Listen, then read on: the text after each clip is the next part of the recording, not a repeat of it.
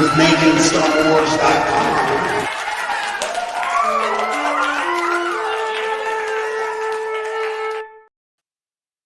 YouTube.com. I'm Jason Ward from MakingStarWars.net, and that's Force Ghostcraft. Yeah. How's it going, Whatever. dude? I don't know. Like, I was supposed to turn it to Sketchcraft, but it's old text. I never changed it. Who cares? Who cares? So before the show, I was telling Rob about Dolly Mini, and this was my creation where you enter it, you put in text, and I got Warwick Davis playing basketball. That's what I made. It's like Black Phone Warwick Davis, dude. It's really crazy. I mean, yeah, it's kind of a nightmare. It's kind of a nightmare. It's like if Warwick Davis became Slimer from Ghostbusters. Yeah, he's the Spud. Why did I ever learn how to draw, Jason? I don't know. I mean, it's the future. I mean, you asked for it. We got Warwick Davis playing basketball, you guys. Mm-hmm. I mean, they can't de-age Obi-Wan Kenobi and Anakin Skywalker in an episode, but we got Warwick Davis playing basketball. They've already de-aged him. Someone put footage up this morning. I'm like, yeah, didn't take long, did it? Right? Like, I saw somebody did it within like that morning, the very next morning. Somebody had already done it. Yeah. So because what's the excuse? Yeah, we were talking.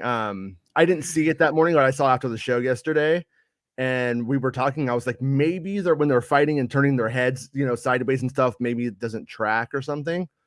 Apparently, that it was a fair question, but it's but it does. It does it. It does it.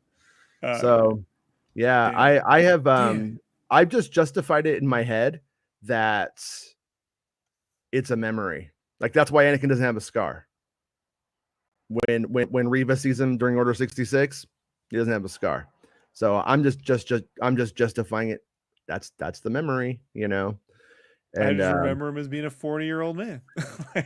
or just remember I don't know that it's a shared memory. So I guess look, it was if you really want to be a little bit of a dick headcanon wise, you can go, well, his Force ghost looks younger than he does in that flashback. So, like maybe our mental images are all weird. Like his Force ghost is clearly 17, 20 something.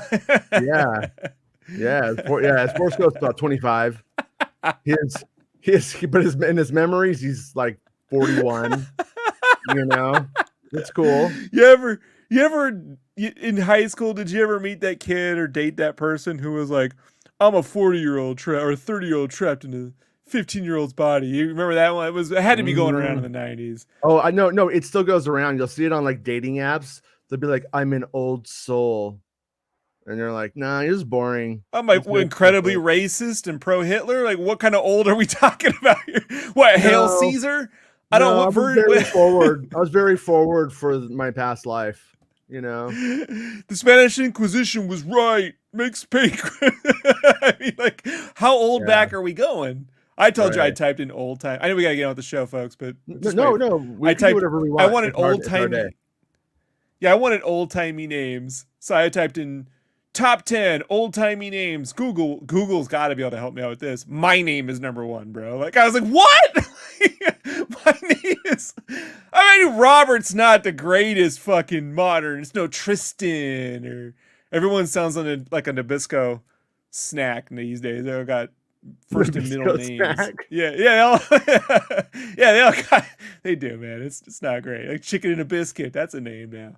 Man, but yeah, I'd name my kid Cheese Whiz. I mean, Michael Jackson named his kid Blanket. So what's the difference? That's true. He did also hold him up on the balcony. That was pretty funny. Not for nothing, naming your kid Jet isn't, there's a lot of names, George. There's a lot of names.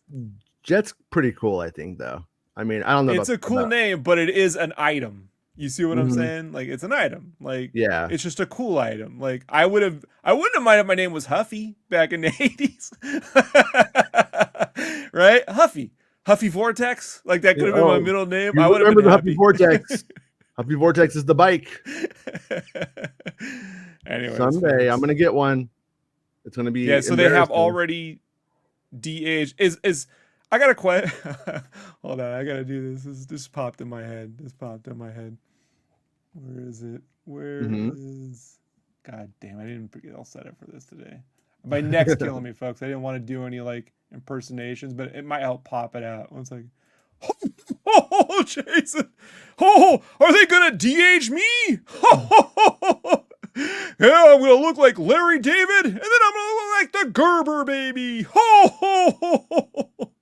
Like Yeah. if you de-age Holiday Special Santa, does he just look like Jesus? Because there's a strong correlation between Santa and Jesus, right? Like comes around once a Yeah. year, brings you, Wait, I Jesus guess. comes around once a year? Look, that's when they show up at my door. Oh, No, no, that's the Jehovah's Witnesses. That's a different thing. is that the same thing? No, it's different. It's I different. figured all churches were the same. Like I'm Yeah. shallow. I couldn't tell you. I hang out in video stores. I don't know if you've noticed. That's my Yeah. church. I've noticed. It's my church. So today we were asking the old chat, and anybody can talk about whatever they want as well. But like what do you want from that last episode? Because like when you think about it, we've all just been focused on this like end duel. Like there's gonna be this big fight at the end, and but it's like, what are the realistic? And when I say realistic, I don't mean like be pessimistic, like, oh, it's just gonna suck. Like I mean like what do you realistically like hope for? What do you think is going to actually happen? And what do you want to happen to like make the show actually work for you in the end? I do think with the 5th episode, I am confident in the show. I think the 5th episode brought all of those ties for me anyways, those story beats together, and then we have it now going to the finale, which is what I was hoping it would do. It didn't leave too much hanging, like it for the most part you kind of know what everybody's deal is right now. So there's not really too much to like do. I got my theory on Riva is I think that Riva is super pissed off, and I think that it based off of the spoilers, obviously, that she's going to go back for Luke, which the episode implied at the very end. We see little Luke sleeping in his bed. And then I think, though, when she gets there, I think Obi-Wan's words of, are you going to let him do it again? That kind of thing. I think that's going to be what starts to break her. She's going to remember back to when she was a Padawan or a youngling, and then she's going to not be able to like replicate that whole thing. And then I think I'm hoping however Riva leaves, I'm hoping that it feels satisfying. Like we feel like if she flies off into the sun right now, there was some kind of atonement. That's my problem, or not my problem, Half of but that's YouTube like was my, like, yes, like yeah, you did it. Yeah, fly into the sun. Sorry. No, but I mean, I hope it feels like Riva has atonement in the story. She could go off and have 10 different episodes of a different show for all I care. Sounds fun. Let's do it. But in this story, like that's kind of that's where my anxiety. If I don't want to say anxiety, it's not that intense or that extreme. But if I have any like anxieties about what it might not pull off, I think it's that. And then obviously like I believe the last 15 to 20 minutes are kind of Kenobi wrapping himself up, finishing up like the loose ends and sort of coming to into like the acceptance phase of his reality. And so I'm hoping that the ending is as quiet as the beginning, but it feels completely different, because then I feel like we'll have the setting of him on the cave floor, and you feel like a certain misery and a gloom there, if not doom even. And then by the time we get to the end, I'm hoping that we have this character completely just like sort of at peace with the idea that things are going to be okay, that there's enough good in the world, and there's enough hope between the New Hopes that he knows it's going to be okay. He doesn't know how it's going to be okay, but he knows it'll get there. And then obviously Liam Neeson, I'm hoping those scenes deliver. They will happen. I know they will happen, but when they happen, I hope that I hope they're good, I hope I'm because it's one of those things where you don't just want kind of like Ghost Dad showing up and winking at the end necessarily with the Qui-Gon thing, because he was Bill sort Cosby? of Bill Cosby no, yeah, oh shit, yeah, no, not Ghost Dad. You don't want Ghost Dad. You're invoking some weird shit, bro. Yeah, Leonard Part 6 shows up with the butter, and then it gets real inappropriate. I'm gonna deep fake Rudy Huxtable as Reva in Oh, Order no. 66. Why not? Oh, With no. Bill Cosby as Anakin.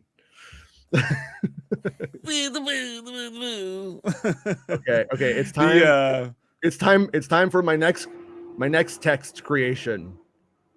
Kathleen Kennedy as a Ghostbuster. What does it look like? That doesn't look like Kathleen Kennedy as a Ghostbuster. I suspect, Jason, very soon, my prediction is some cat's just going to take these and paint them really big, and you're going to see all the gallery art in LA in New York for the next 6 months is going to be recreations of this stuff. Whoa, it's not that far apart from what you see in Juxtapose. Like, it's not right. It's not that different. Aria, I knew Aria was going to say this when I wrote the title. Kenobi and Vader fight. They fight until the last man is standing, but then out of nowhere, time stops and Tor Valen comes out of a portal and makes Vader lose. The end. Tor, why would Tor do that? Isn't Tor all about the bad guys?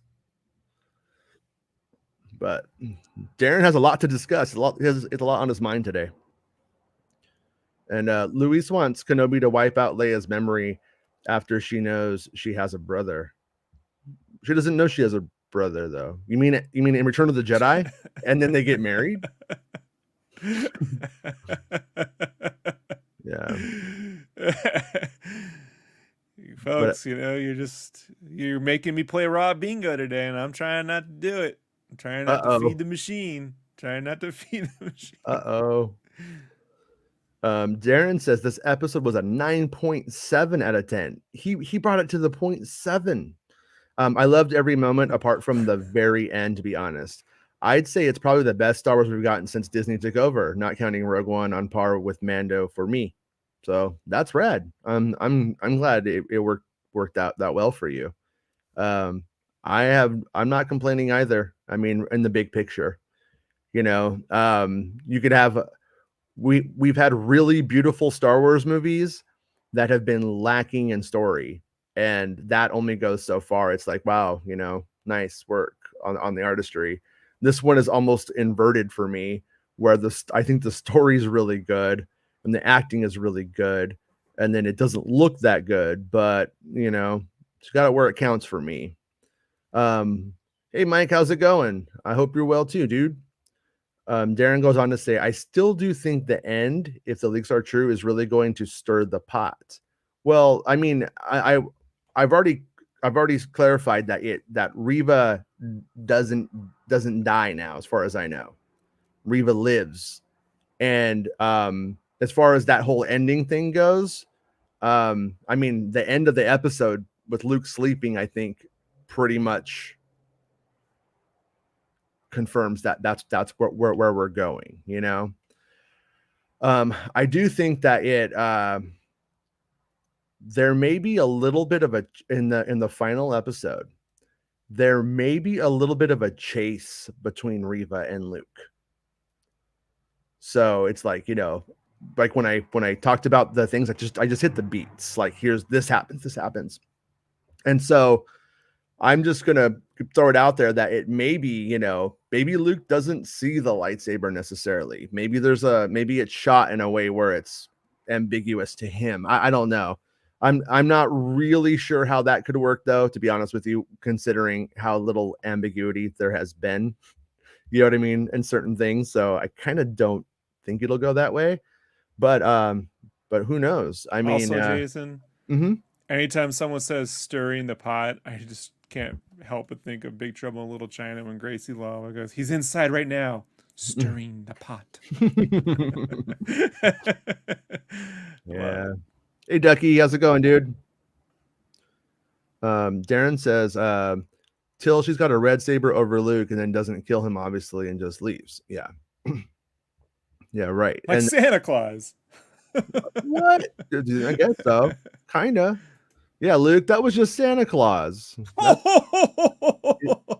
Santa judges all. Yeah, it's an Earth holiday. Yeah. Remember when He-Man came to Earth for Christmas? I think she came with She-Ra. Or he came with She-Ra, I think. Yeah. I remember that. Mm-hmm.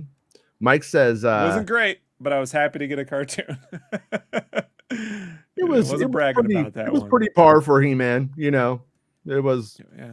It wasn't bad He-Man. It was pretty much what He-Man is or was then.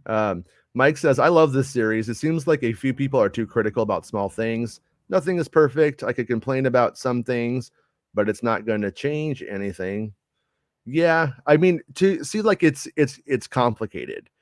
I think, for instance, if the fandom goes too far and just gangs up and just, you know, pounces on something, then I think naturally, to some extent, the artist will go into a defensive mode. And if you go into too far into defensive mode, you don't hear any criticism. At the same time, I do think on a show like this that was really big, it is important that they know that it should look a hell of a lot better and that it's unacceptable that it didn't have top-notch production value in terms of the look of it. Especially this one. And so I think that they need to hear that as constructive criticism, as opposed to, like, you know, stupid shit like it's the Reva show, you know, that bullshit. Like that right there just ends everything. It just that gets us nowhere in terms of progress, I think. No, I called them white slavers, and nothing changed. They're still doing it, Jason. Too much, George. Right? I mean, no one. When George Lucas calls the company that bought your shit, I mean, you imagine that? Like, imagine Stan Lee been, they're white slavers, true believers. Like, you know, like he would have. They never would have invoked his Stan Lee ever again at Marvel. But Disney's just like, well, what can you do? Yeah, I mean, he went to like D23 and accepted the award as being like a Disney legend and was like, I never worked for you. Yeah.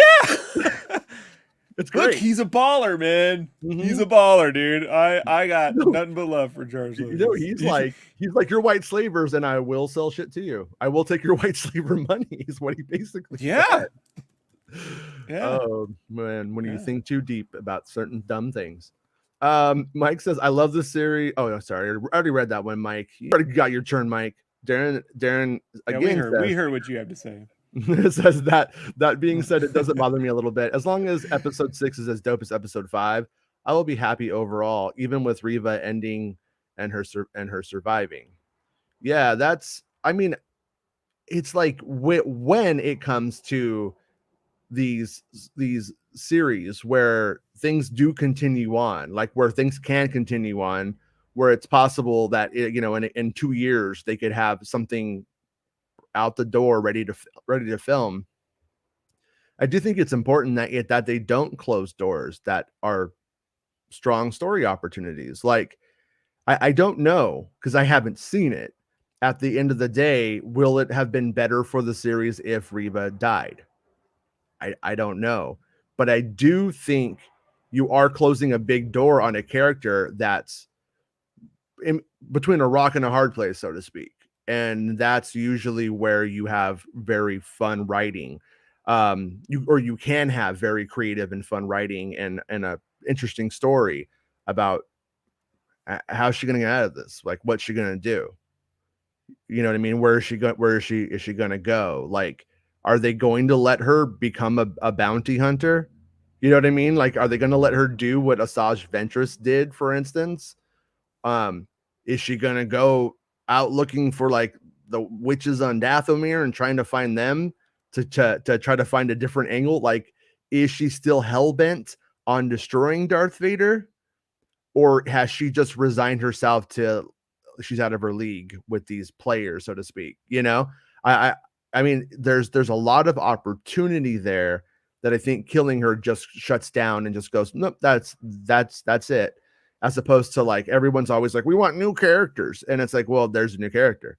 We want new stories. Well, there's a new story. You know what I mean? And so I'm kind of I'm not hypercritical of the fact that they may have decided to take her into a longer kind of story arc if they do it and if they deliver with it, you know. But I think they should, though. Overall, that's where I'm at with it right now. You know, if in the last episode it's just terrible and stupid, then you know, what can you do? Luis loves the series so much that he doesn't know if a second season is necessary. See, that's where I feel like I have to keep like kind of, not your fault, Luis, but like where I have to keep like repeating myself is that I don't think it's like Kenobi season 2. Does that make sense? Like it's going to be these characters, like Roken continues on. Roken could have a future with the path. Reva could have a future with the path. And then these people now are close to Kenobi. I feel like at the end of the day, you don't want Roken to know about Luke and Leia. You don't want him to know who they are necessarily. But it seems like he may know who Leia is, considering his ties and stuff like that. And so where I'm taking this is they may need Kenobi again. There may be a reason that we may have a story where these characters are going through a whole thing and they need Kenobi to help or something like that. Then he comes in and it's like this world that this miniseries has launched that gives us a bunch of different stories with Kenobi as a player in it. And I think that's probably the better way to go for using Kenobi in the future, unless they go somewhere like where Kenobi's meditating in Mortis and weird shit like that. I don't even necessarily mean Mortis, but I mean a mystical fucking journey with Qui-Gon Jinn. That's just something that they've never done before. I'm okay with that kind of thing too, but I don't think they're going to do that. I think that's such a, like that's so much that's easier said than done. And I can't think of a lot of stories where you have people going on sort of taking the space peyote and then going on an adventure, and then people are like, oh, so did it happen or did it not happen? Like, I don't know if the Star Wars audience could comprehend it, even if they did it well. Maybe I'm pessimistic though, you know. Darren just noticed that you're a Force ghost. You're in trouble. Darren says he looks like the leprechaun from that horror movie. Oh, he's talking about the yeah, well, he was Leprechaun. Warwick Davis playing basketball was also a leprechaun, so it makes sense. Hey, is it true? Yeah, please like the video, you guys. I would appreciate it if you did. And if you are subscribed to the channel with the bell thing on, and if you love the channel and want to hang out with us all the time, it'd be nice if you're a channel member. That's always appreciated too. If you can. If you can't, no worries. Shogun Orta says yes, nightmare fuel. Yeah, we need to make a new one. I need to do a new one in a minute. Another nightmare. Will says, hey Will, how's it going, dude? I made one of those that depicts Vader killing Lee Harvey Oswald in a Dallas parking garage, and it's great. Was it a moving image? Maybe that thing? No. If we're talking about the same thing. Neil says, Jason, do you know of any good vintage Star Wars toy shops in the LA area? Got a friend visiting this weekend. Any Star Wars related experiences you could recommend would be appreciated aside from Disney. There's a place, well, in terms of like, there's a place called, what's it called? Frankensons? That's supposed to have a lot of interesting toys. And the City of Industry. But if you like are like into vintage stuff and you're like Orange County's not too far, like I think it's off like Catella. There's a circle, the circle of Orange, and it's like 100 different antique stores there. So when you go there, when it comes to Star Wars, you never know what you're going to find, but sometimes you will find pretty interesting stuff. And then Yeah, the problem with Frankenstein's is it's pretty picked over collectors wise, Jason. Like, like that's where all the collectors go. So it's good to go to see what's popular. But if you're looking for like, I mean, they probably have old vintage stuff there. Pretty. I mean, it's been a couple years since it's been a few years since. Yeah, really. Same. But I do listen to the Rob Liefeld Robservations podcast, and he's friends with the guys that like Jimmy J and all them that started at all that. So he's always down there talking about, it's still happening. Yeah. Aria just messaged me and said the stream crashed with a question mark. But I don't know. We got 40 people in there. I don't know. Yeah, still, but it did. Yeah, we did just lose like half the audience all of a sudden. So not sure what's going on there. It must be YouTube having a hiccup. But I'm gonna go down to the new comments, to the newest ones. If you guys could still see us, just let us know in the chat, okay? Because something weird is going on. Something some might consider to be unnatural. Joel lost connections for a bit, and Aria's back. Okay, yeah. So sorry guys, I don't know. It's the old internet. I think it might have been Kathleen Kennedy as a Ghostbuster, or Warwick Davis playing basketball that may have crashed the stream. But anyway, so sorry. What were you saying, Rob? Warwick DMCA'd us. Warwick's like, I don't play basketball. Shut them down. Yeah, I don't know what I said. It's okay. Just rewind.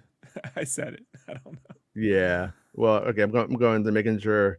I'm not going to go all the way back. Oh yeah. So we were talking to Neil about the vintage toy shops, but I personally would go to down to the Circle of Orange and just hit up all those antique stores, because it's a good time. It's like 100 of them. You can walk around for a few hours and it's good. And then in terms of just like the Star Wars thing, the Scum and Villainy Cantina, that's better than the one at Disneyland for what it's worth. And it's a good time. And he's friends with Jet, apparently. Oh, okay. Yeah. Jet. I've seen Jet there a lot. Yeah. I was watching Kevin Smith's show last night, and the owner of that, he's his editor and he's on the show all the time. And I guess he was just saying that he was, I think he was at Disneyland. Yeah, they're at Disneyland. He was with Jet, and I guess he was getting hit up for photos more than Jet. So he was like bragging about it and shit. I'm like, ah. But he went to Celebration and he said they all got it. They all got the big C. Oh yeah. Yeah. His wife got it first, and he got it 6 days later. But everyone he knows who went got it. Yeah, my buddy who I took over to the Ahsoka set, they went. I didn't go. They got it. So I know for a fact if I had gone, I would have got it. So yeah. Neil says, I want the moment when Reva is confronted with killing Luke to deliver on an emotional level. It would be cool if we got some sense of how she survived mechanical guts back to, but I doubt it. Yeah, I know. It's really kind of difficult to, like, you want explanations, but I don't want to show of explanations. Like, it's like, there's that like line of thinking, like, I don't always need to know where Batman gets the wonderful toys. I really don't give a fuck. I want to see like Batman being Batman and using that kind of stuff. And so when it comes to like people with the I'm okay with this, like, that dark side explanation, but I am kind of going, and if I was writing the book of Reva, I would probably have it where, because I think she does get stabbed as a kid and then fakes her death and lays in the bodies and then is able to get out. I would probably have her with the robot guts, so to speak, with the old what do they call the mods, kind of implant there. And I always hated the lights on the Inquisitor costumes, and I'm gonna go with the fact that it may be like those lights, like I said, are life support systems, just like Cad Bane has, like the same kind of thing. And if they are all little mirrors of Darth Vader, so to speak, it would kind of make sense that if they do start to become more, cyborgs as time goes on, and that they are getting stabbed with lightsabers, they are betraying each other, they are hunting Jedi, so they would get stabbed all the time. And Not saying you get stabbed all the time so you live. I'm saying you get stabbed all the time so you start to get robot guts, you know? Hey, Santa, how's it going, dude? I just saw your message from earlier and I was like, but I woke up late. I wanted to join Santa's stream today, but I didn't get a chance. Will Morgan says, Qui-Gon, is that you? How'd you get here? I have a certain set of skills, Obi-Wan. And then he just beats the shit out of Obi-Wan. It turns out the whole time, Qui-Gon Jinn was a drunken Jedi master, pretty abusive, not a good guy. We're gonna. But now Obi-Wan's haunted by his ghost. Force leaks. Season 2. He got out. He force leaked. Star Wars Santa says, like the stream, you filthy animals. Yeah, you said it. Darren says, I really like the music in episode 5. If you listen, you could hear Vader's theme when he's walking towards the ship before he pulls it. Yeah. There's a lot of little quotes. The music in the 5th episode is really, really good. If people listen to it without having their mind made up from the previous episode or episodes, I think that they would appreciate it a bit more. Like I said, it's designed to be a slow build. Will we see the themes emerge in the end and that kind of thing? Then I could like at least respect what they're doing with it, you know. But it would ultimately be cheap. Whoa. It would ultimately be really cheap if we did have like those classic themes playing a lot in these TV shows that are kind of cheaper. I like George Lucas's perspective on it. I do think though that if there were a couple of times when it might have been a good idea to use them, you know, like when like Leia's theme, I think really should have come in already. I don't think I don't know why on that one why it hasn't, but at the same time, she's not John Williams and she's not going to be. Nobody is really going to be John Williams. Whenever anybody tries it, even that starts to feel a bit, you know, off. So that's like, I'm with Rob more of like, get a Giacchino when you can, you know, that's even Giacchino wrote new themes. I'm not saying use the same themes over and over again. What I'm saying is I'm all for doing like new synthy sounds or whatever, like on Mando or Boba. I'm all fine with all that. But if you're gonna make a story that takes place in between 3 and 4, specifically with the characters starring in 3 and 4, then like that's where it's like, all right, invoke Holst, you know, invoke more of that classic cinema tone, like even if you look back to the video game work that Giacchino did back 20 years ago, Medal of Honor and stuff, like a sense of adventure or dread, or, you know, like there's all sorts of things you could do there. The Hans Zimmer light approach is just, it's like, oh, wow, I got a note and we're just dragging it out for like 40 minutes. All right. I don't know if it's a theme. Like it'd be cool to have the Inquisitors to have their own theme. Like the new theme, new themes, you know, like the Mustafar system theme, like different themes you can do. Like Anchorhead could have had a theme that's different that we hadn't heard of, you know, like, so there's just, Jabeam could have had a specific theme that's memorable, but I don't know. I just can't pick anything out. Or reworking what Williams did too. This is not a bad example. People might think I'm making fun, but I'm not. But if you ever play Super Mario World has one theme, but it has 25 different variations of that theme. Like he took the same theme and played it in a bunch of different styles throughout the whole game. Right. Was it Koji Kono? I can't remember. I'm trying to remember, dude. That guy's name. He's fucking super good. But like, there's a way to do that too, you know, where you can you can show like Revo, if she had like an inverted or a distorted version of Kenobi's theme, because she's the direct result of his inability to stop Anakin, right? Like there's a thought there too. So I just like that the music, when the music in Star Wars is also telling me a story. It's not just music there to move a scene from point A to B. When the music has a story, and then to me that's what makes Star Wars mythic, and not just, hey, it's just Buck Rogers in space and no one gave a fuck about Buck Rogers. I know, because they released that movie after Star Wars and no one went and saw it.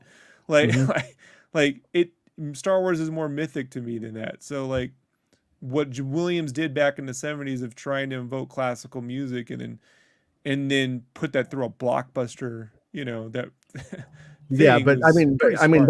that's like that's one way of doing it. But like the other way of doing it Yeah. is to do diminished themes with smaller instruments, single instruments, and then what they're doing is they're like doing the build. So if in the Yeah. sixth episode, if the build is there, if it feels like it did build towards it, I will be honest, I don't think I'm not claiming that I am sophisticated, but I don't know if your average, if this is what it's doing, I don't know if the average Star Wars fan is going to be able to pick up on that level of sophistication of it being a very simple, very small thing, and then at the end it's the full orchestra version of it. I don't think they're going to remember the first version of it. So it's like all Star Wars fans remember is like a leitmotif, and that right there, like you would think could just work on a piano and single notes, because I mean you can do that. I mean they do it in trailers and stuff, but it's a little cringy. But I I am going to not say it's good and not say it's bad until the next episode. Like that's when I'm gonna know if it was worth it. You know what I mean? Like what they could have went a bunch of different ways. This is the way that they went, and but if it doesn't pay off, then it ultimately just becomes a listless score. And I think that's what most people think it is right now. And it might deliver, but I don't know. But I think you're if you're pessimistic, you're probably going to be proven right. I think, but I'm hoping for the best. My friend said Kenobi season 2 will feature Chewbacca. What do you guys think about this? Nah, I don't think so. Old Chewbacca. I wonder what he's up to. Why? I think he's joking. Ducky says Luke is going to be doing Barry Sanders jukes around sand dunes while Reva trips all over. Sweet. Oh man, I know, right? It could be like the Alea thing, but I don't know. I'm not sure how much they will do with that, but it does sound like she was kind of in pursuit of him and for some of the stuff. Neil says, didn't you have some info on Lola possibly getting a BB-8 style body? I saw some art that was depicting it, and then it was a thing that started like getting mentioned to me, and I was like, oh, I need to look into that. I looked into it, and no, she doesn't get a BB-8 body. That doesn't happen. The very next day I was like, nah, it doesn't happen. I fished that out successfully and squashed it already. I will say though, one thing that I know for 100% fact that I am right about on the spoiler side that hasn't been confirmed yet is that those are the partisans. So I'm kind of curious if in the next episode there's going to be a reveal in the 6th episode that they're the partisans, but they are, and that is a fact. So, Will Morgan says Lucas Sleeping Beauty confirmed. What if Reva goes there to kill Luke and he just never wakes up? He just fucking crashed out the whole time. He's like, what? So he's fine. But so Darren says, I've been accused of having toxic positivity because I have enjoyed the show and been voicing my opinions on some channels. Yeah, they will. Toxic positivity is, I mean, guys, look, I'll say my piece. You finish. That's what it means. It means phony. And then they're just like, you don't agree with me, so you're a phony. It's bullshit. Look, sorry, not Rob. For nothing, folks, but like, you gotta understand, like, if someone loves something so much and I'm like, that ain't my thing, I literally just walk away. Like, I don't care. There's other shit to watch, man. Like even when I went the last time I cared about someone like over justifying something was Batman and Robin. Like, I remember that being the thing that I was like, how can you like this? This is ridiculous. Well, I just grew up with the 60s. And I'm like, that's what's wrong. They're ruining it. I was that angry, trying to prove that this is how you ruin it. But then it's like, what do I care if they ruin Batman? Like, seriously, like, they'll figure it out 15 years from now. I'll get back to it. Batman's not going anywhere. Like there's just too much money on the line. They'll figure it out. And I watched them figure it out, so like with Star Wars, sometimes people love they get into a pattern of repeating talking points, right? Mm-hmm. Good or bad. And the one on the people trying to be positive was like the Rey is nobody, to a point where like when I hear it, I'm like, you're not now.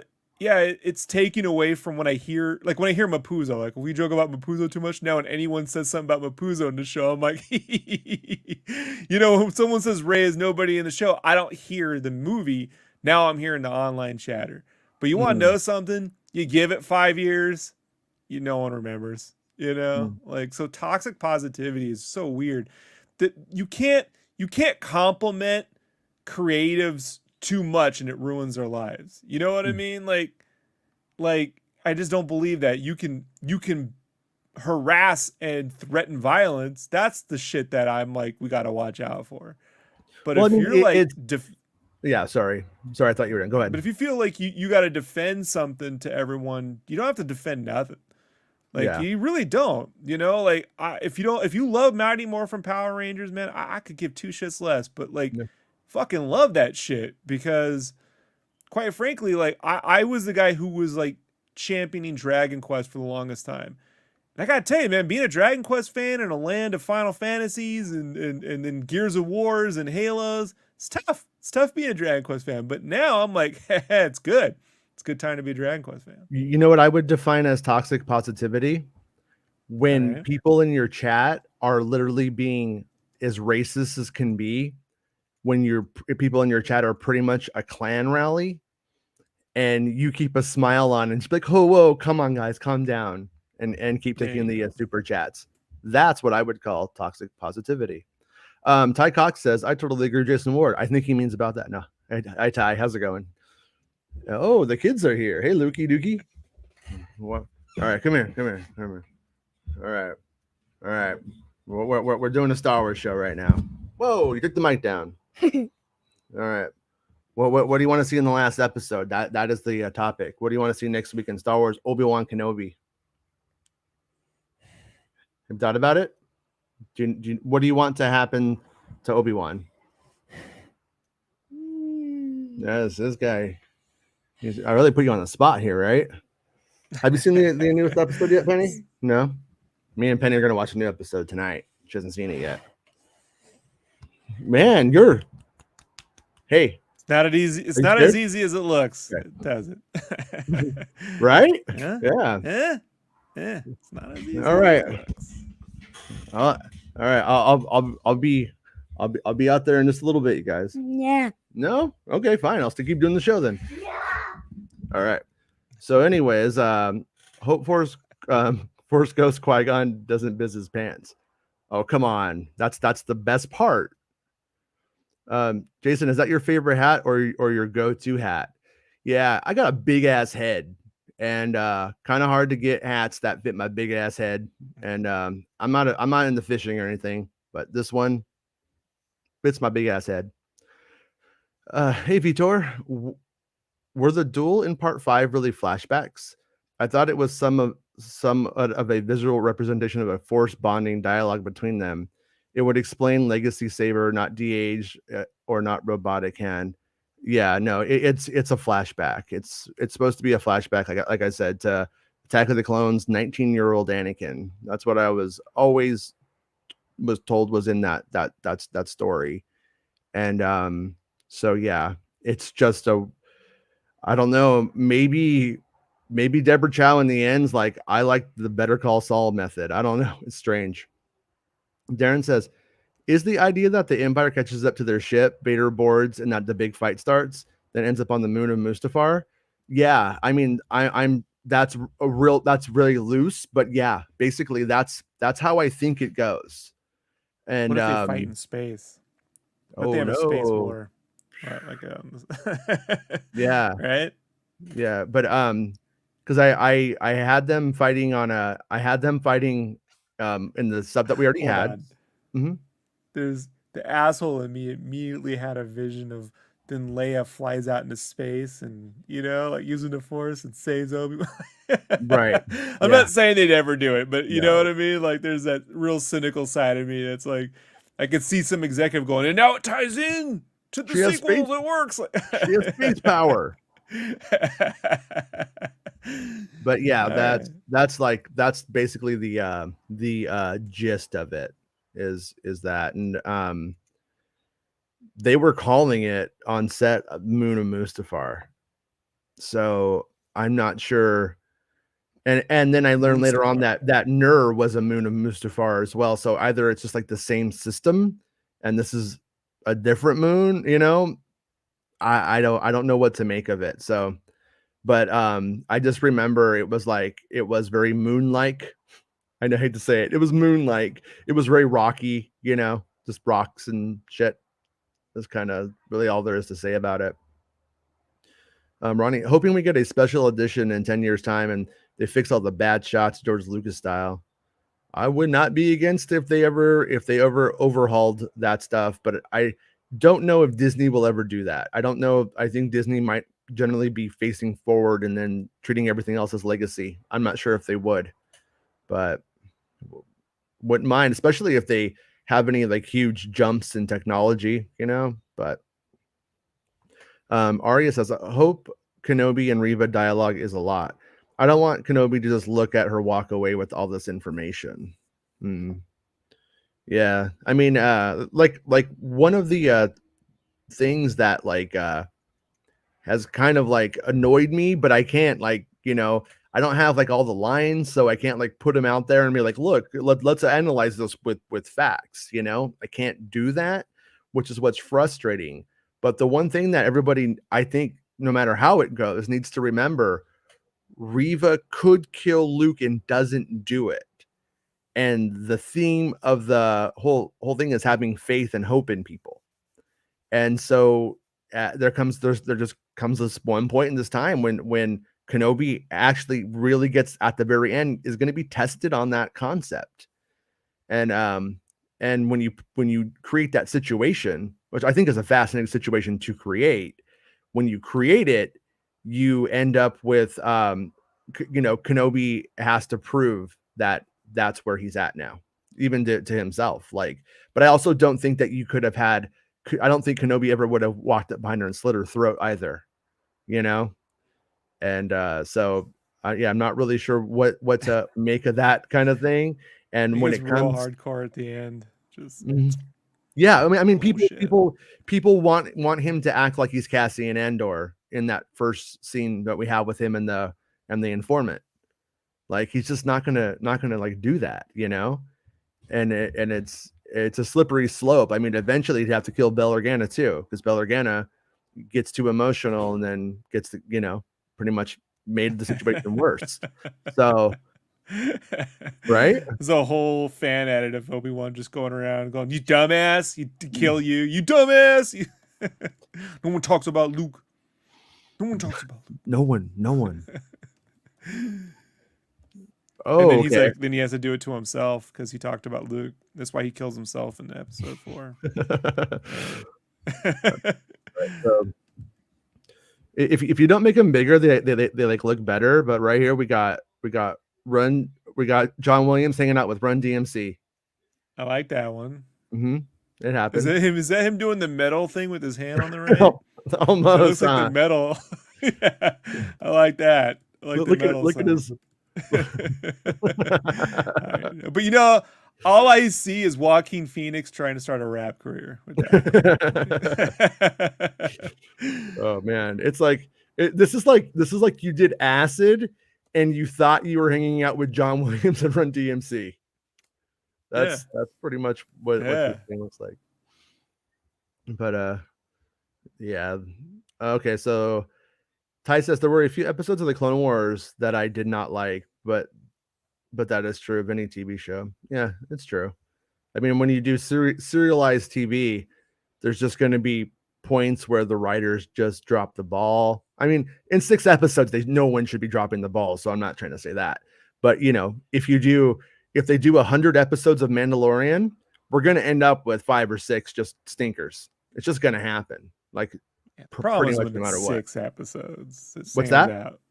When it's just 6 episodes, it does stand out. Yeah, when it's 6, that's not. Yeah, you can't drop the ball. They're like that's it. Season 2's 32 episodes. So we're just statistically speaking, no one can complain. You're Yeah. like, damn you, Chapek. You just don't learn, do you, buddy? Luis asked, such so a Bell, CEO thing to do, right? Like, I'm gonna teach you people. in your place. Yeah, I got a notification on my phone a minute ago saying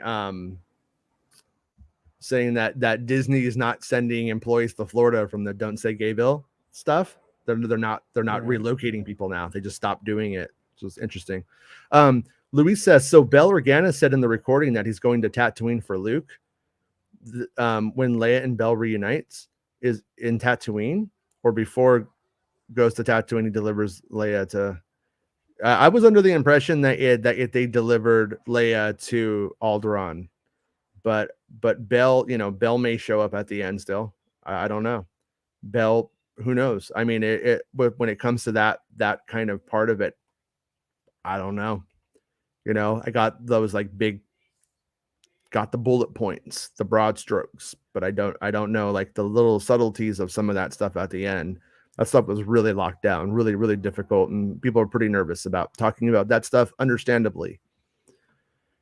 Shogun Orta says, is Lucasfilm in a position where half the fandom wants the Mona Lisa every time, which is basically unsustainable? I think that's what they go up against whenever they use a legacy character. At the end of the day, I mean, that's sort of where they end up. If they tell news stories, like I don't think anyone's going to sit down to watch Skeleton Crew and then is going to be like, where was the depth of whatever? Like, if there is no depth, they'll say that, but they're not going to do that when it's just something new. So in my opinion, if the money is closely equivalent, they would be better for the brand to just tell new stories. For the most part, but my issues have have less to do with the story, because we can nitpick about what you could have done all day long, and have a lot to do with the visuals. And the visuals, I don't know, Jason. I'm having a real difficult time as a fan of Star Wars, living in a world where the new Star Trek shows kicking the shit out of Star Wars in terms of visuals, like from makeup to production design. No, Jason, you haven't watched it, so you can't watch it. Don't give me that look. No, what I'm saying is, no, I'm not doing it. It's not. It's apples and oranges, though. You're just like that's. I get the point. How is it apples and oranges? Okay, explain. Because it's Star Trek and it's Star Wars. It's two different things. It's like, if all of the Star Wars shows on TV look a certain way, then it's how they look. Should they look better? Yeah, but it's not a ding. Like I'm not going to go, you know what? I don't like episode 7 now because Avatar looks better. Like that's just, I don't think it's fair. It's just, it's two different productions. It's two different things. Should Star Wars look better on TV? I do agree with you though. I mean, I agree. It needs to look better, and people should tell them it needs to look better. Yeah, I'm telling them it needs to look better, and then if you say it's apple to oranges, and they disregard that, so it doesn't. You can't have it both ways. No, because if we follow that through to conclusion, then we just end up in a visual effects Cold War of who's going to look better, Star Trek or Star. I mean, that's at the end of the day, it would just become must one up. I don't really. I care more about the story. No, just some level of base consistency, and I think Mando and Boba Fett's visual effects were good. That's the baseline. When it dips below it, and you're just like, look, you could see it on Mando, the Boba Fett episode, when they actually shot outside, but then you're like, man, it just looks like they shot out in someone's backyard out in Thousand Oaks. It stands out. And then you go, well, that doesn't really matter. It's all right. Well, then now you get a whole series where you feel like you're doing that stuff, And then you get another series where you're literally having a fight at like the mining refinery right down my house, like just outside next to some piles of dirt. So like, all right, then look, I can either in a positive way critique that and say, that isn't up to, like, Star Wars has always prided itself on doing visual effects at a certain budget. Okay. But I feel they've already set that budget for years now. For years. They got at least 2 years of setting a standard, and this falls below that standard, and it features characters that deserve they deserve a better budget than Boba Fett. I'm just gonna be honest. Like I don't get why.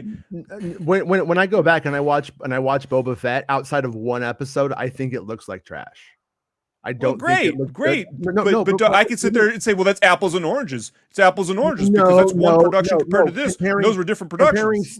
Comparing Star Trek to Star Wars is literally apples and oranges. Like literally the best. You shouldn't. No. One is a procedure. Star Trek is based on doing a budget with a procedural show done on the cheap. It is historically done on the cheap. It's always on. When they spent money on Star Trek, it tends to get worse. Hence, Star Trek: The Motion Picture. When Star Trek: The Motion Picture tried to directly compete with Star Wars, it was the most expensive movie ever made. Didn't work out so well.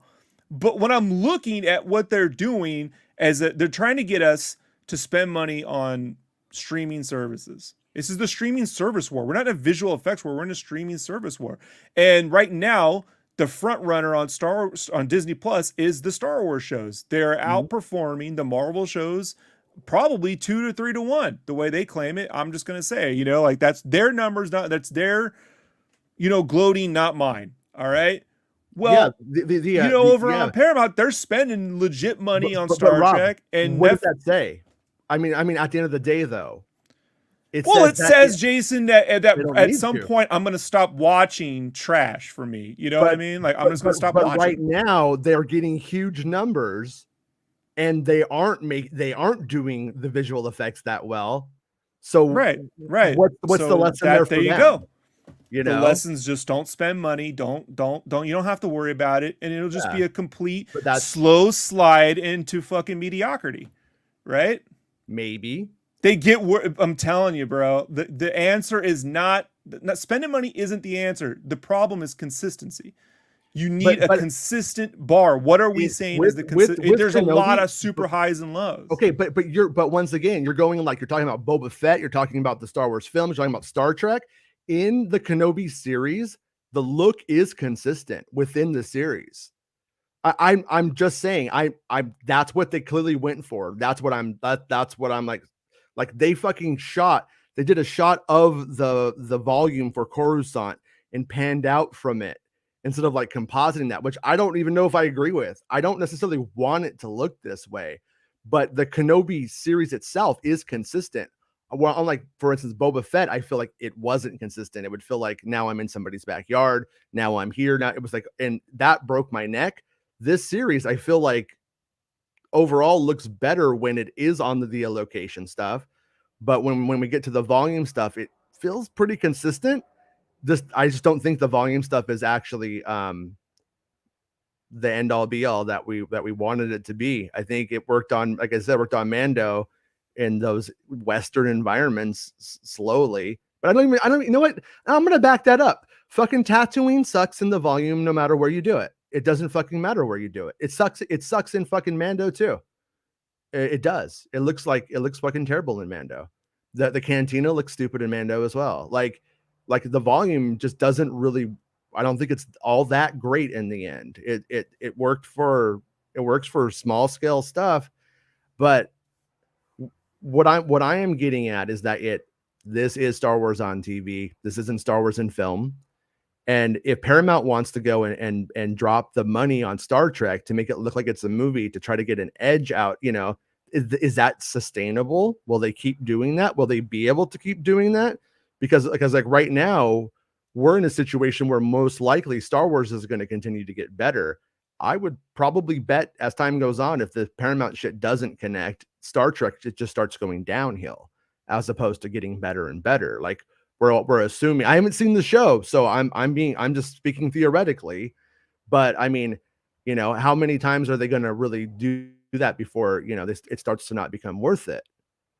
And I mean, ultimately, I think that it's Star Wars TV. I don't think it's going to look as good as Star Wars in the theater. I just don't think they're ever going to do it. I wish they would, but I just want it to look as good as the other Star Wars TV, Jason. And it don't. This doesn't. This looks better than Boba Fett, I think. All right. Okay. I mean, I do. I mean, all right. Okay. All right. Like hey, you know what, guys? I'm wrong.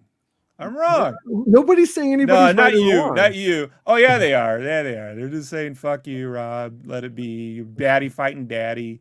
It just gets old, man. Like, it gets super old. It's like, I made this complaint back 20 years ago when I'm like, man, episode 1 looks like a movie.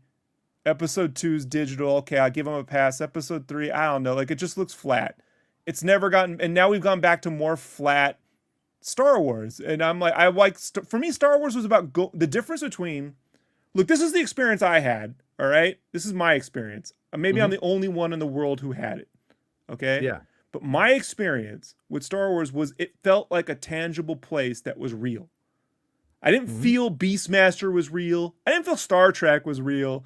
I felt Star Wars had a tangibility to it. It wasn't just the used universe, but there was something about that you could reach out and really touch everything. And when you get to the all digital era, that goes away for me. Like, I'm like, all right, so I guess if it looks more like pretty paintings and Revenge of the Sith, they did better than that, I can go, well, this looks more like the concept art and it's kind of moving around. I can get there. But when you take the artistry out of it and it still looks flat, then I'm like, all right, this looks like Deep Space Nine.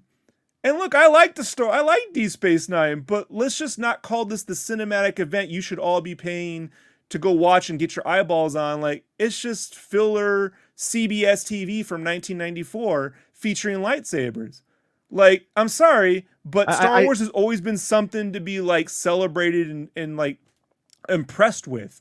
And so, like, where am I supposed to be impressed from a guy who's really into the visual? And I guess people are telling me the visuals just don't matter in Star Wars anymore. And it's all in my head. No one is saying that. No one. I don't think anybody rational is saying that the visuals in Star Wars don't matter. It's that for this one particularly, I don't think it's necessarily like an effects driven story.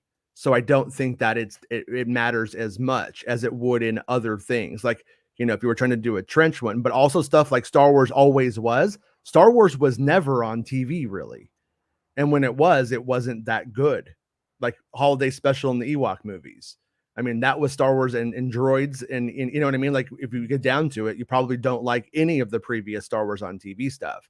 So, it's just like the reality of it is that if they're going to do Star Wars, it's never going to be at the quality of the films visually. I don't think, unless we have like a visual effects revolution. I just don't see how that's going to happen, especially not with the turnaround. So like right now we have a scenario where, do fans want to be fed Star Wars very consistently? And the answer is yes.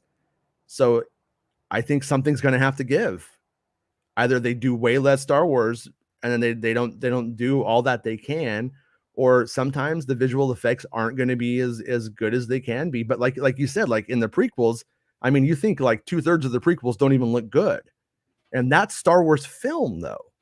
So I'm saying when they move to digital, they don't look tangible. I didn't say they didn't. So then you have to move to a more artistic, which Lucas talked about. He wanted them to look more artistic. You have to look more like the concept art. So when I see a show like Boba Fett, where I look at the concept art, but it just looks like some bland fucking TV show, you know what I mean? It's like, where's the, and I'm surprised we haven't seen 1 ounce of concept art for this series.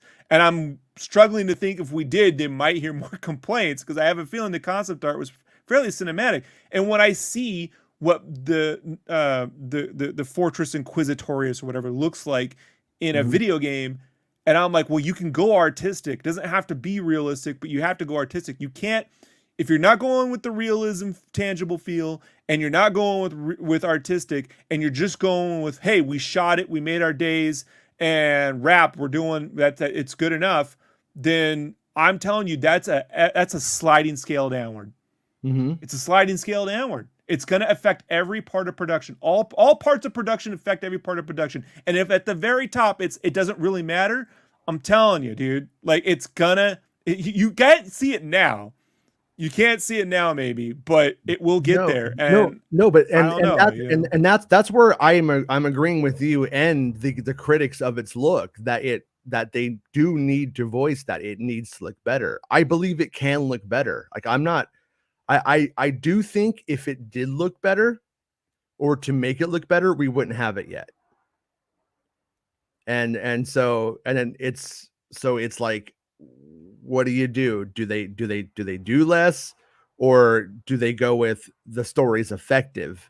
If they can effectively tell the story, then does it matter? You know what I mean? Like and if it was going to look 70s, like A New Hope, I'm fine with that too. Mm-hmm. But that needs to come with film grain, and it needs to come with tangible sets. Yeah. Then you start doing things that look more like I think the thing that looks they the can't. most like They can't do episode that, 4, though. but the thing that looks the most like episode 4 is the shot on Mapuzo with I can never say that name. On Mapuzo where he sees Anakin. Like that's a very, 70s style thing to do. So like, look, I mean, whatever. Yeah, no. I mean, no. I have not ranted about this, but like, if I can't do it on a day off, I'm not going to do it on the day the show came out and tell you what I think, But like, that's my issue. But I'm a visual dude, so what do I know? I'm with you. I want it to look better. I do want it to look better. I don't, but at the same time, like, I don't know, man. Like, if the Beatles went and recorded Sgt. Pepper in a, billion track studio today, it would sound a lot better, but would it actually matter? I don't know. I don't know if the visual effects on this being a lot better would actually make it better. Is what I'm trying to say. Like some of the shit is just, it is what it is. Like there's certain ways where like it was shot, and I'm like, visual effects aren't going to make that shot look better of Darth Vader. You know what I mean? Like that. Some of that. If this series had looked like Ryan Church's concept art more painterly, I'd be over here going, man, that's a different look, but that looks amazing. Yeah, it looked like Doug Chain's concept art, but there's parts that should look artistic. Some of it that you see it here and there, like when Obi-Wan's underwater, you got all those greens and stuff. I'm like, that looks dope. Yeah, could use a couple more of the scale back pulled out. It's a little zoomed in all over the place, right? There's some really good idea. Like I didn't think I'd see. I don't know if that's a back to tank in that Jedi Survivor trailer, but it looks like a back to tank. Whatever that is. It probably is. But the way that's staged, production wise, from the lighting, it's totally digital. It's not real, but that's amazing. So like a little bit of fog on the ground, a little bit of this and that, like spruces that stuff up. Now I get that visuals can't make up for narrative, but like I'm not saying the story's horrible. It seems to be dragged out a little bit, but whatever. I'm not going to complain about that. But it's just like, I guess, I don't know, man. Like it's just not doing it. And I'm seeing like Boba Fett's weird because you get that 6th episode where even the guys from ILM were on Twitter going, we didn't think we'd ever be able to hit this visual look for an episode. And yet here we are. So I'm like, oh man, they must have like hit a high bar internally, with that. I wonder how that's going to affect Kenobi. Like I got real excited, and apparently not at all. Like, I mean, maybe it'll affect Mando 3. The teams are different, but we have no, I'm not going to accept it for what it is and let it be. Ty, go find another show. So like this ain't the show for you, bro. So like, this is the downside to Star Wars not talking about how Star Wars is made. Yeah. Right? In any way, shape, or form, other than those gallery episodes, which if you omit all of they were really excited and happy to be back, and here's where we put Yoda on a rock again. Like, it's like you admit that, it's like 20% of it's legitimate technical information. You know? Yeah. And Lucas was always really good about showing off how, I mean, he had to show off how it was made because he had a visual effects studio he was licensing, selling out, right? Got to show how we make the stuff. Yeah. But like, that's the thing, is I would just love to see what teams are, and not to harass them, just to find out the mentality, the theory behind it. Because if there was a legitimate theory behind it, great. But I'm left to think perhaps it's COVID, perhaps it's just we like the look. And I'm like, all right, then that's not, I think I'm obviously not an expert in visual effects. And one thing really quickly, like there's that moment on Nur where Tala walks into the hangar, and like I made it's bad, and it's just like Lando walking into the hangar in Return of the Jedi, where he's like literally walking into a blue Flat screen, painting. and it's like that kind of thing. It's weird because I don't think we should justify bad effects, but at the same time, it's like same old shit in a weird way. You know what I mean? It's the same. They've But like changed the things, makeup on the but then Inquisitor is such an unnecessary. the what? We shouldn't even be talking about the makeup like on the Grand Inquisitor. I don't have a nobody problem should be with it. talking about. But I don't have a nobody problem should be with it. talking about it. It's just Yeah. it should be like a. I look at that and I'm like, that's a decision that like I have to think. So someone with a real like a different set of artistic priorities was in charge of that. Because there's just you need some level of consistency. I'm not saying they all have to look like the same exact makeup word for word, but like or makeup for makeup or pour for pour. Mhm. But like how do I say this? If you're gonna say, hey, I want you to follow the cartoon series for a number of years and they're all canon, when we translate them to live action, perhaps it should also, you know what I mean, make you feel like that was amazing to see. That's like, I'm not a big fan of those cartoons, but like when I saw Cad Bane in live action, I'm like, man, they really nailed it. Good job on that. You know what I mean? Like, and here I'm like, what's up? What's up with? It don't even look like the alien. I was like, that's this. I didn't even know that's the same alien race from episode 3. It's crazy. You know, like, but yeah, I at the end of the day, like I could go. Oh no, they failed Tian Madan. I really just don't give a fuck. I actually think the Grand Inquisitor looks cooler than I don't Tian think they Madan. cared much either. So you know that's I mean? kind of how that gets. I don't think they cared either. So no, why should I care? Right? No, why should I care? They didn't care. Why should Rob care? No, think about it. They could have went. Okay, are we trying to honor? Are we trying to derive this from Tian Madan, or are we trying to derive this from the Grand Inquisitor in the cartoon? And they went with that way, is what they did. And then but people will go, well, it doesn't look like the guy in the cartoon. Well, it's because that guy in the cartoon is not a real person. They had to recast the part. But at the end of the day, I mean, it looks like that looks like a Star Wars thing to me, like a Star Wars person to me. So I don't really have. I don't know. I just don't give a shit. I just don't really give a fuck if it looked like the cartoon, or if it looked like if it didn't look like Tian Madan, or if it didn't look like the cartoon character. Like at the end of the day, like, is he good in the role? Is the part been good? Was it pretty funny when he took her little badge and he was a dick? Yeah. So I'm happy. I mean, at the end of the day, this guy in this part right here is more defining for me than Tian Madan, who's like, oh, 17th level, you know. I mean, I know what I know. It's like, at what point, you know, they could just justify it because it's not real.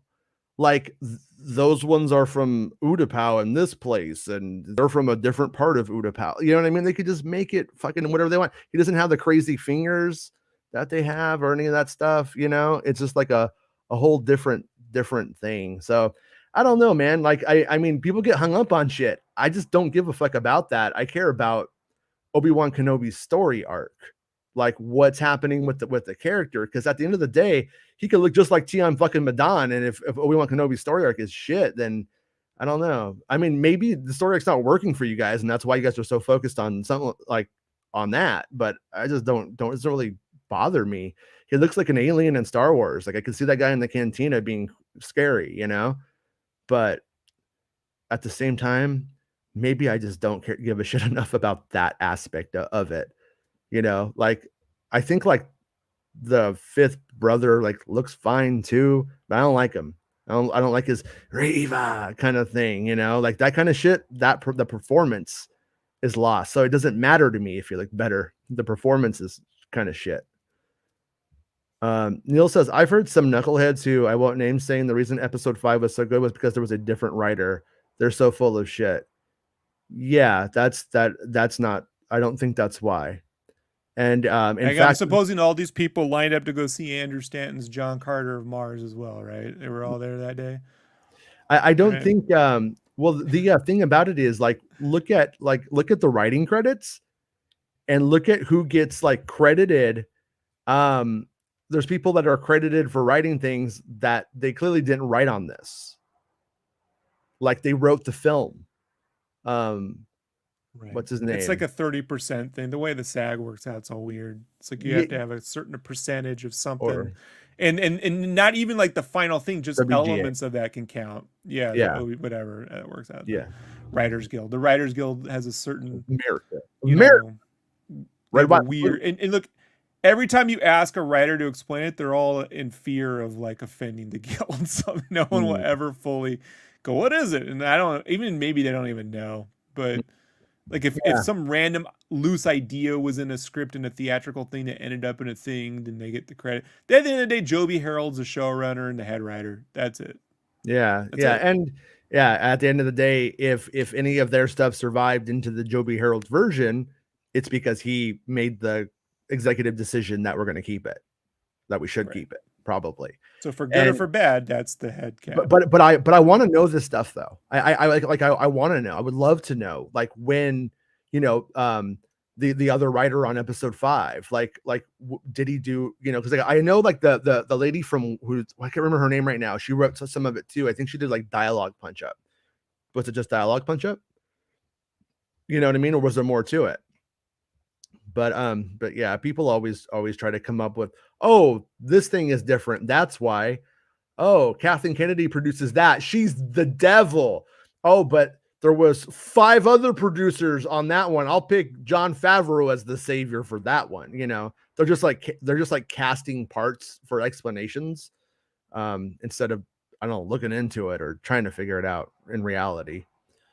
Johnny Depp shows up and says parlay, haha. Old Republic is saying, put some iced tea on your neck and wait another 6 days for Kenobi show to show off his badass attitude against a revenge hungry Vader. So yeah, I'm curious to see if the fight, you know, if it connects.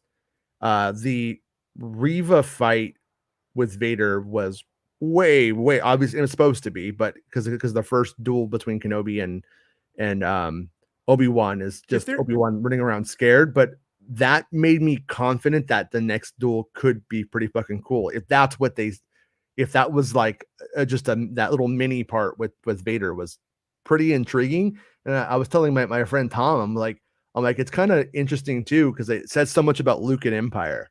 Like look at what Vader could have done to Luke and Empire, what he didn't do, if you want to look at it as a living story. Right. Yeah, I could care less if they played the original themes during the fight. But I would say this, after The Rise of Skywalker and the trailers for Obi-Wan, if they have no intentions of putting these themes in the movie, but they're using the specific like Duel of the Fates to sell you something, it's as annoying to me as when they would use the Danny Elfman theme for commercial spots for Batman Forever and Batman and Robin. It was like, I get you didn't have the theme for Batman Forever, but with Batman and Robin, you got a new Batman theme. Why are you using the Danny Elfman one that ain't gonna be in that fucking film? Use if it's so fucking good, use the theme you got. Like here, it's like, if you made these new themes, you know what I mean? Like, use or just use some generic shit. Just, you don't have to use the Duel of the Fates in the marketing. You could have conjured up some generic stuff in, fine, you know, like whatever. But it's just after two I guess films, 2 productions where they're doing that. If they don't do it, it's like, what are you doing? Like, what's the point of this? That's why people are asking about themes, because they use the themes heavily in the marketing for the films. But then when the themes aren't there, what are you supposed to do? Yeah. Like, yeah. No, it's true. And the people who cut that stuff and handle that stuff aren't the same people who make it, you know? right. That's like the other side. That's why you'll have like the Star Wars Twitter account saying they stand with Moses, and then Fox News going, oh, you took Finn out of the poster in China. And it's like, you know, it's a big corporation, and that's like literally like not the same people. They know that, but that's the kind of picture that they want to, you know, depict. Griffin asked a question that I think is interesting. He says, seriously, is it a Chapek issue? You think old farts at that company would still be in the mindset that people hate the prequels? Yeah. I can tell you, because even as far back as the last time I worked on licensing, they're deathly afraid of it. Even when the 3D episode 1 came out, they were deathly afraid of that merch. They were deathly afraid of putting anything on a shirt or anything on any. We did shoes, we did shorts, we did everything you can imagine. And up until like 2017 was the last time I worked on anything t-shirt related for Star Wars. It was no different. This is after The Force Awakens. They were still like, don't do it. Yeah. So there. But when it comes to like, I mean, it could be a JPEG issue in terms of budgetary costs, but when I look at how many things they have in active development and that are going into production at any given moment, I have to think that it, like, the, you know, if Lucasfilm has, you know, I'm just going to simplify it, $1 million, they can probably put $1 million into one thing and make it the most expensive, biggest thing they've ever done. And then if it doesn't deliver, they're fucked, the people in charge at Lucasfilm. Or they can take that $1 million and put 250 into Obi-Wan, 250 into Mando, 250 into Skeleton Crew, and 250 into Acolyte. And then hope that one of them is the big breakaway success that floats the whole thing, if not all of them, you know, that they're, in case one of them does sink. I think that's most likely what's happening. And what that ultimately ends up being. But I don't really understand Chapek. He's so despised and disliked that it's hard to figure out, like, it's hard to get a real read on him, you know, because it's nearing Eisner levels without any of the Eisner accomplishments. It's so odd. Yeah. I've never even heard the dude's name up until he became CEO, right? Like, I knew from the theme parks, but I'm like, well, you know, they spent the money fixing California Adventure. If the parks cost more, fine, whatever, you know? Like, because that California Adventure before that remodel, you go, doesn't matter about the theme and the remodel. Yeah, fuck, it matters. That shit was like the Disney store on cheap from 1994. Like, it was never seen big box stores for a half a mile. I'm being sarcastic, but you know what I mean? Like, you had to walk through the craziest, cheapest fucking shit you've ever seen.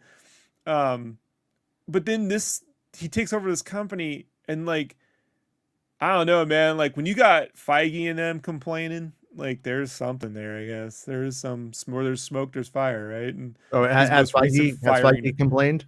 He complained about the marketing for Doctor Strange, that they gave away too much, and marketing's been taken out of their hands since JPEG took over. And so, like, that's one of those things where it's like, where there's smoke, there's fire, right? Like, there has to be some. And the guy who got fired, like, look, I get it. I'm not a fan of JPEG, but, like, it's hard for me to root for that guy because his dad was best friends with Rupert Murdoch, and they personally, his father was big in the film industry and then helped to de-unionize a lot of labor practices in the UK out there. So like, that Pete David dude the joke used to be, because he was at Fox and he got sued for, what show was it? It was one of the shows that been doing really well, and they got sued for hiding profits. Him and the girl, the female that took over for his spot, I forget her name. I'm not good with names, you know that. But she's over. They're both from Fox. And so, like, these guys, it's like villains fighting villains. You know what I mean? Like, it's so hard to, like, who am I supposed to? All I want, man, from CEOs is to make sure every one of their employees gets paid a living fucking wage. You know, and if you can't do that, they're all villains. I don't care if you're Bob fucking Iger or Michael Eisner. You know what I mean? Like, like if, you know, when it comes to Disney and I'm sorry, Star Wars and, like, Marvel, it's weird that he would fuck with that they would give away too much, or that they would go against their wishes, and that they would like there's a couple of things, like, I don't think you fuck with necessarily. You know, when you make that new Tron movie, fuck with that all you want. Nobody's ever known how to do Tron. Tron's never worked. It's never been a success in a big way anyway.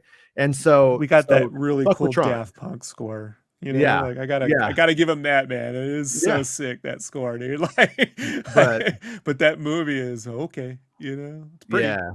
But like, when it comes to the Star Wars thing, and Star Wars is always gonna, somebody in marketing is always gonna be like, if, like, you know, I have to cut an Obi-Wan trailer.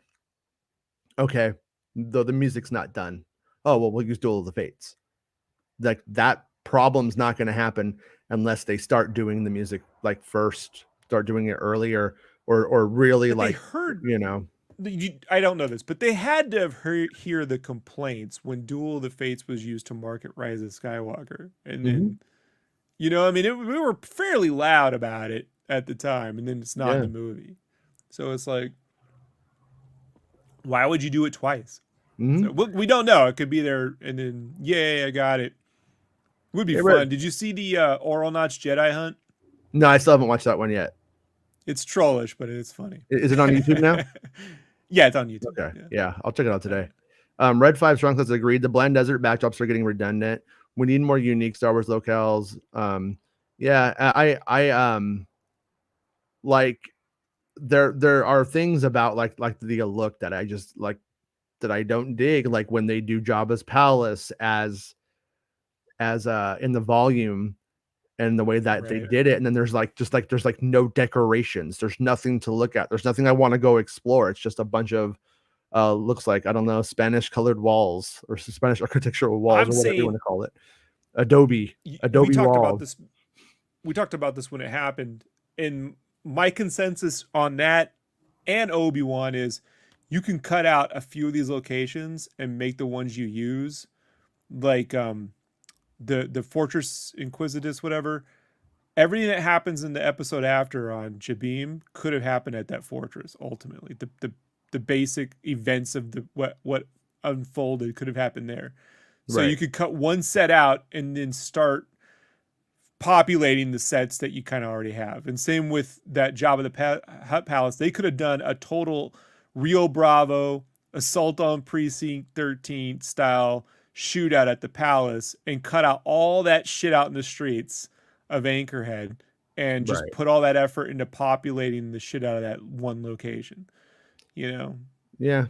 I mean, at the end of the day, I would love for them, like I said, like when with the Obi-Wan series, for me, like the dream would have been that they went and filmed it in Tunisia for the most part, you know, that they just built the sets there and did it where they used to do it. I mean, that it's ultimately like 198 degrees now. It's warming though, right? It's really hot there. And well, who knows? At least Yuma. I mean, yeah, I don't know if it's safe. A few years ago, it wasn't safe to go there either. You know, it wasn't safe for Westerners in Tunisia, or Tunisia. Don, thank you for the super chat, and I'm glad I saw it because this thing isn't giving me updates on super chats when they come in. So if I miss anybody, creative icon too, Don. Yeah, if you Avatar. So she says save money for theatrical live film, animated TV. I was just thinking about that when Rob was talking about like the trailer for Jedi Survivor. I'm like, they probably should do animated films in that with that quality of visual, where everything can be, you know, is striking and stylistic and stuff like that. I don't think they could do that. I don't think they can do that lighting in the volume, dude. I think that's a big issue. No, it's all compositing. Like that's after the fact. So like, if I was them and I was able to pull that trigger, I would be like, let's call up Blur Studios and sign an exclusive deal with Blur Studios and start to put together something that can reach that level of fidelity. As for the live film versus TV things, here's my conundrum though, right? Is the real problem we have with the film side is that they put so much pressure on whoever takes that directing job that if the film doesn't work out, that director gets hounded, the actors get hounded off the face of the planet. You know? So like when you have a director for an episode of a bunch of shows, it's just not so bad because you can move on to the next one. Yeah. Like, so the benefit has been like, they got to be able to like you got to, and this is not just a recent issue with Obi-Wan. It's been going on for quite the whiles, but like, since The Last Jedi, really, you know, other than you want to complain about Lucas and the prequels, but in our modern time, since The Last Jedi, they need creatives to feel like they can work on this safely and not be, you know, blasted off the planet if it don't work out right.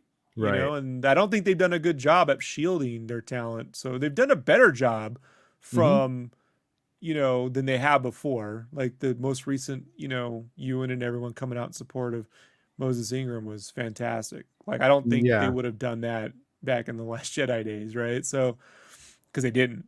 But No. but I do feel like Star Wars on a budget. That's why I said Star Wars on a budget. I'm for, but just do less stuff with make it like. I know they go, it couldn't have all taken place on Anchorhead.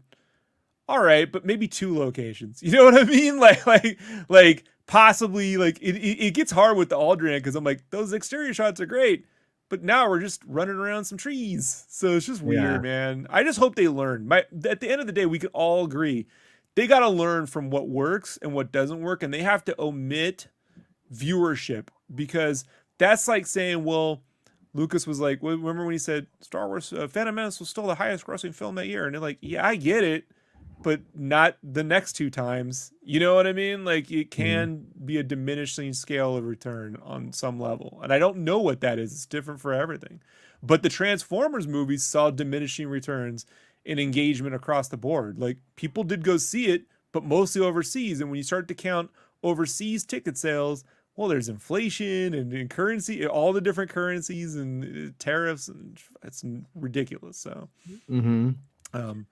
they saved that money for movies, though, right? They were supposed to make Rogue Squadron, and look how that worked out. So Yeah. I mean, and that's like we don't really truly know. Like we're saying, like how much do these shows cost? Like I'm just throwing it out there. What if getting that level of Star Wars cost a ton?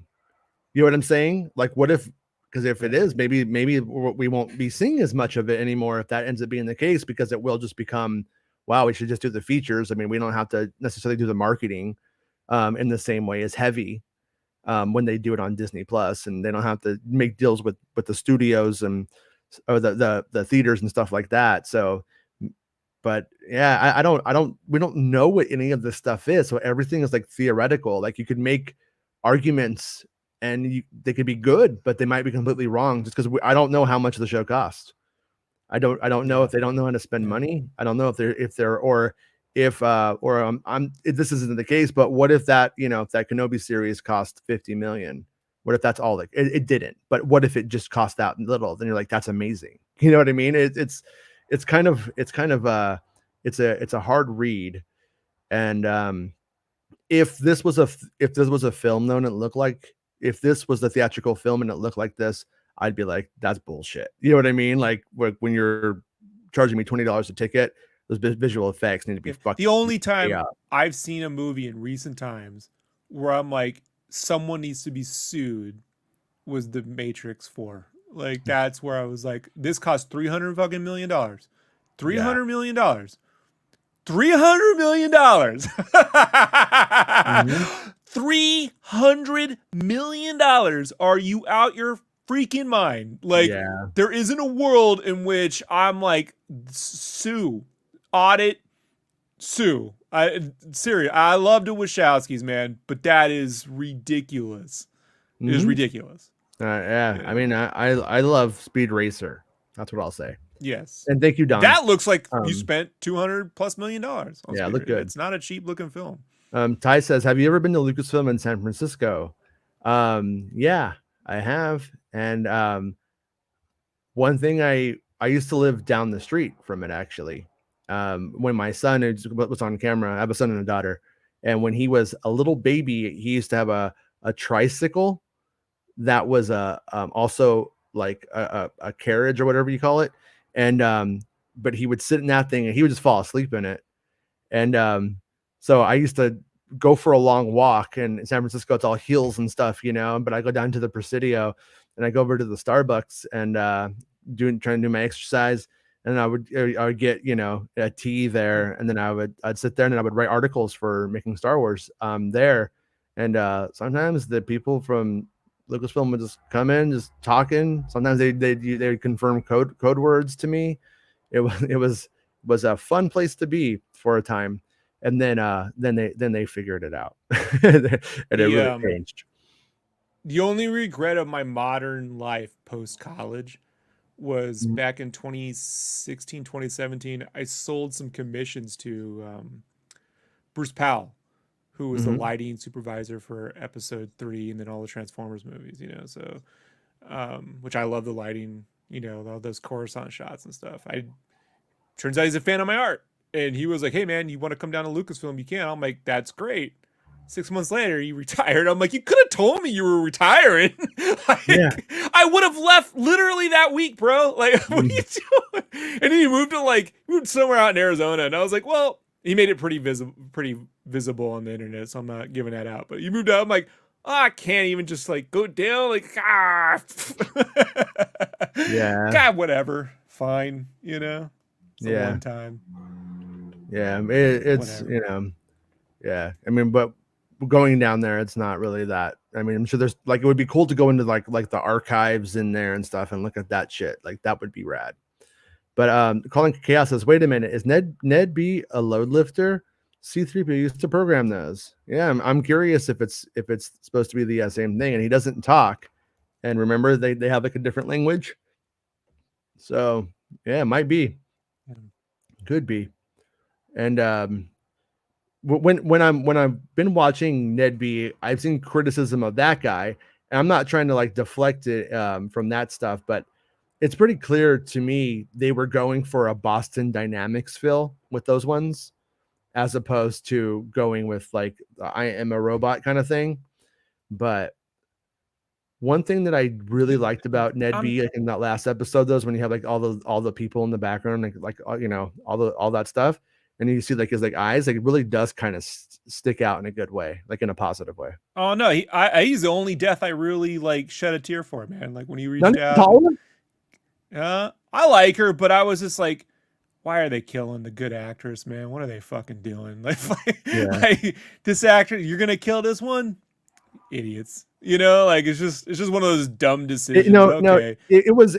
Well, obviously it was written before. I'm being facetious. I know. I'm being facetious. It was written before she was cast, and like they, knew that she was good. But I hear you. But Jason, that character needed to. It was written. Okay, but it was written before it was cast. Is something that I have heard, like even Macquarie and other directors talk about, where it's like, look, a lesson learned is I wrote something. He talked about this when did you ever see? What was it, Way of the Gun? Like he talked about that movie where he's like, I shot the exact script I wrote and I learned a hard lesson. Like I write a script, I cast someone, but then we together have to develop the character, blah, blah, blah. Things change on set, So like, I'm like, she performs that. It's like that performance. It's like, all right, maybe there's another way, like. Well, if Tala doesn't, I don't think there was another way on this one. Right. I like Ned. Is my whole point of this conversation is I like Ned. I didn't like it when the literal robot they're going to use to commit imperial like atrocities, which is coming sooner than later, was used in Boba Fett. That I'm like, everything about that George Lucas would not be for, man. Like that shit is literally going to be used sooner than later. To drag people protesting for their rights, like I can't agree with that. The like Tala thing is where she shows that it like because Tala and she's sort of she's the other version of him, she was a person, a tool of the state who was then asked to do a bad thing and then rebels. He is a tool of the state. Bad thing happens, rebels, but they both are responsible for atrocities essentially. And she's like, I've saved this many people and I'm going to go die now. It's basically what it means. And then, but like she did more good than bad in the end. She saved more people than she probably condemned. And so she actually, did the right thing. And it was good. It was, the resistance was like worth it. And so it's like in her death, Kenobi realizes, I can't fucking mope anymore. I got to keep doing what I'm doing. And when he starts to do it for that 1 minute, Roken's like, what the fuck, dude? And then he's like, yeah, you're right. And then, so it's like, it kind of like, I do think on that one, like it's unfortunate, but at the same time, I do think that I would have loved to have seen that character live on in like with like the path stuff, and there have been more force run out of there. Because I'm trying to figure out what is the detonation range in a small hallway with a thermal detonator, and she had to like get through all the other troopers. Yeah, it's one of those things, man, where I'm like, the geography on it, I don't know, man. Just when they start busting up thermal detonators everywhere, why don't we treat them like, are they like a grenade, like small grenade, I think they're a small grenade.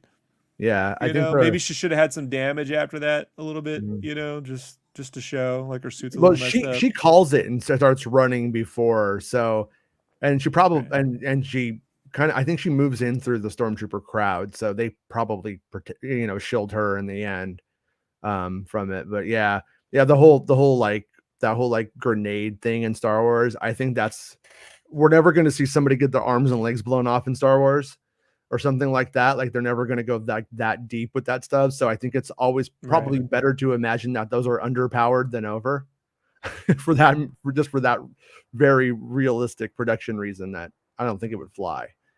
But yeah, but anyways, we're going to call this one a show because my kids are here and we're going to go do stuff. Actually, I'm taking them to get their booster shot today. And super nice. Yeah, so hopefully I don't have a bunch of sick kids tonight. And then in and out. Yeah, probably do something like that after. But yeah, we will be back. Wait, this Force Ghost is really difficult to listen to. We love you, Rob. Confirmation bias is real, my friend. You know what I mean? Like they just need to hear it. They need. I read Will Morgan's message as Battletoads uploads Reva's escape from the detonator. I was like, what is going on? Battletoads? I saw Battletoads as well. Yeah. Yeah, that shows our age. But we'll be back tomorrow at 11 a.m. Pacific Standard Time, talking about the old Star Wars. And if there's any news, we'll jump back on like always. Make sure you like the video. Would appreciate it if you guys like the video, and subscribe to the channel and all that shit. And yeah, we'll see you guys tomorrow. And just remember how to make an entrance and remember how to leave. I have a hard time leaving you guys because I love you guys so much. But imagine this in reverse. I told you. Oh, God. The end of the show. Come on, let's go. Hey! It's the end of the show. Come on, let's go. Hey! It's the end of the show. Come on, let's go. Hey! You know you should go. Come on, let's go. It's not about spaceships.